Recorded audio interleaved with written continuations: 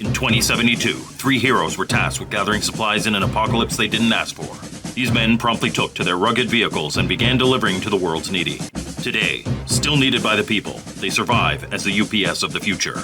If you need entertainment, and if you have an Intellivision, you too can be a member of the Triple Action Team.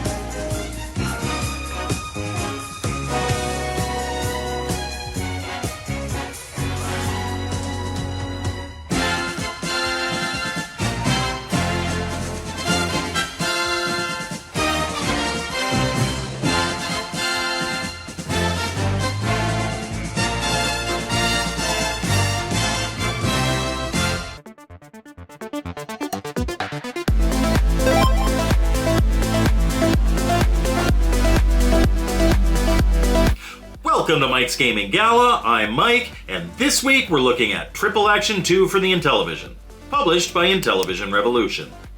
Triple Action 2 comes in a professionally printed flip-top box, with a manual, 3 overlays, 1 for each game, and a recycled game cartridge. This is a collection of games from Yannick Erb, with one of them being an evolution of his entry in the Inti Basic competition of 2024. Are they any good? Let's find out. After the splash screen, we get the classic Intellivision title screen, followed by a choice of 3 games: Asphalt, Canyon Escape, and Ring Racer. Let's start with Asphalt. After the title screen, we get a bit of a backstory a la Mad Max. You're a truck driver, tasked with moving supplies across the wasteland. But there's a catch. The wasteland is full of pirates, and they want those supplies. You'll have to fight them off in order to get to your destination alive. After that bit of lore, it's time to prepare for the first leg of our journey. Here, the disc moves a cursor and you use the action button to select. At the top of the screen is our destination, salary, and how much money we have. Under that, on the right, is a map of Australia separated into regions. And on the left is what we're really here for, your equipment. From top to bottom, you can use your funds to rearm built-in machine guns, flamethrowers, and mines. You can also repair your truck here in between levels, and the price of anything you're considering buying is displayed below. For the first level, what you already have is probably enough. So now that we're equipped, let's get rolling. On the road, it's time to face some pirates. You have limited control over your truck, really only being able to move it up or down on the road.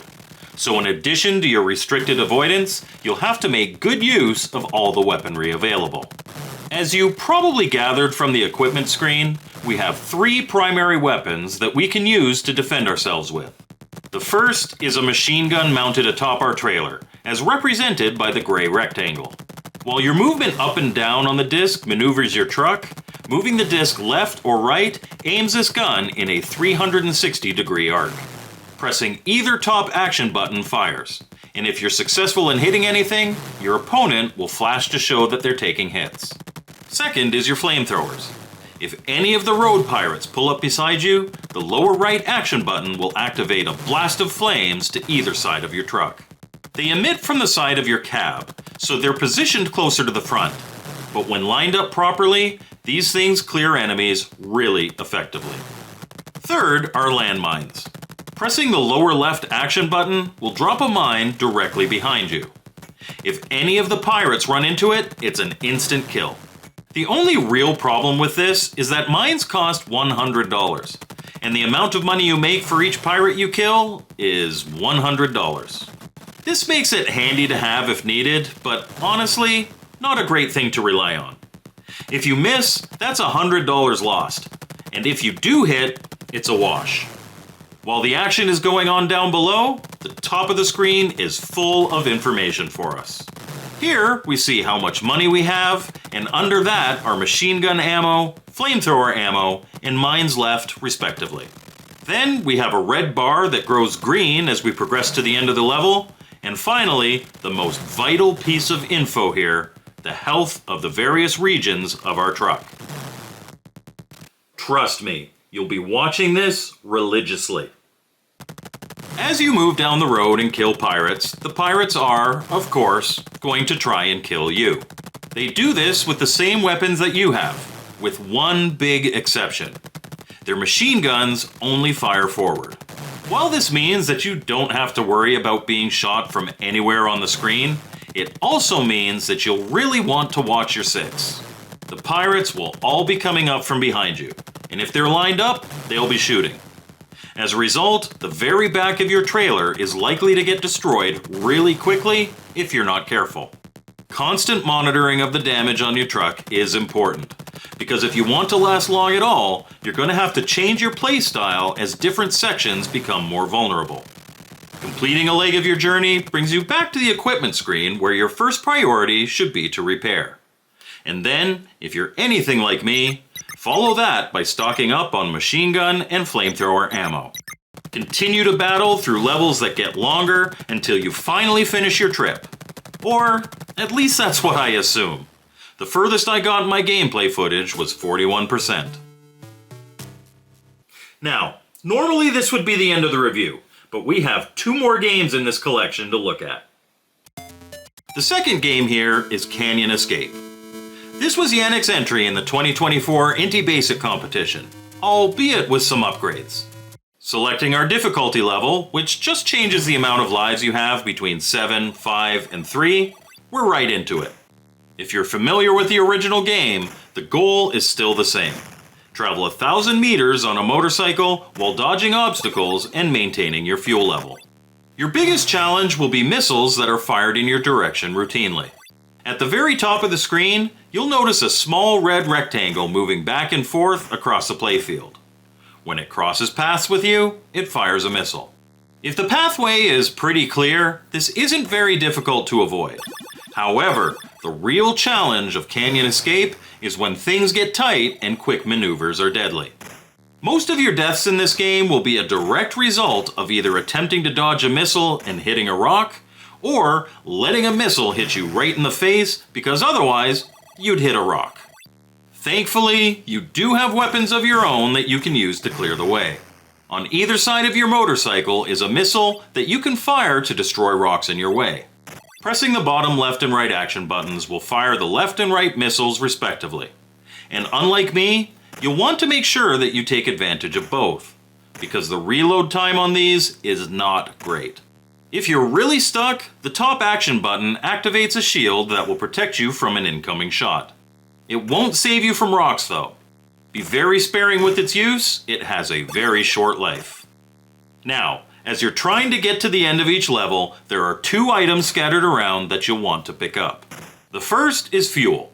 At the top right of the screen is your fuel level, and if it gets down to 0, that's bad. Picking up the blue oil drops will top this up. You want to get as many of these as you can in each stage. Second is the hearts, which will grant you an extra life. You're gonna die in this game. A lot. So grab these at every opportunity. Completing the first stage, we then move on to stage 2, which now has you on a jet ski with the exact same controls and task as before. These stages alternate until you finally lose all your lives, presenting you with a death screen saying how far you got. Alright, last but not least, the third game included here is Ring Racer. Selecting Ring Racer, we start with the title screen, and then an information screen before getting into the action. Here, our goal is to collect 100 points worth of rings before the timer runs out. In level 1, you're driving off-road. For each yellow ring you pick up, you gain 1 point, and for each red ring you hit, you lose a point. Driving in rougher terrain, here it's water, will cause your total to tick down more and more the longer you're in it. The timer, represented by the hourglass at the bottom right, runs pretty quickly, so you won't be able to take it slow and carefully pick up each individual ring you come across. Pressing the action button increases your speed, and honestly, I just hold it down all the time. Precision is not the name of the game here, because while regular rings are certainly worth grabbing, you'll want to hurry and try to find as many big yellow rings as you can. These are worth 10 points and are going to be key to your success. Simply race through as fast as you can and grab every one of these that you can see, and you'll do just fine. Your points are displayed in the top right, and once you get to 100, you're shown how much remaining time you had left over before proceeding to the next level. The goal in each level is the same, as is the strategy, but the environments are mixed up for some aesthetic variety. Level 2 has you on a snowmobile in a wintry landscape, while Level 3 has you in a motorboat. Level 4 is unique and aggravating. Here, you're driving at night, and the only way to see the rings hiding in the grass is with your headlights. You'll definitely want to make sure that you're moving fast and moving around a lot so that you can hunt those big rings. It's a struggle and easily the most difficult level in the game. After that, we get a dirt bike in the desert before looping back to the grassland to continue to see how far we can get. When you finally run out of time on a level, you'll get a game over screen complete with what level you made it to and how many rings you got in that level. And that's Triple Action 2 for the Intellivision. So what did I think? It's a nice collection of fun games. Asphalt is the most fleshed out of the entries here, with a full story and in-depth gameplay. The other two are definitely simpler, but still fun, and I could definitely see them getting competitive in high-score competitions. I imagine this one being a bit of a sleeper compared to some other titles, but in terms of quick sit down and play, this is a solid option sure to please. Pick it up with confidence.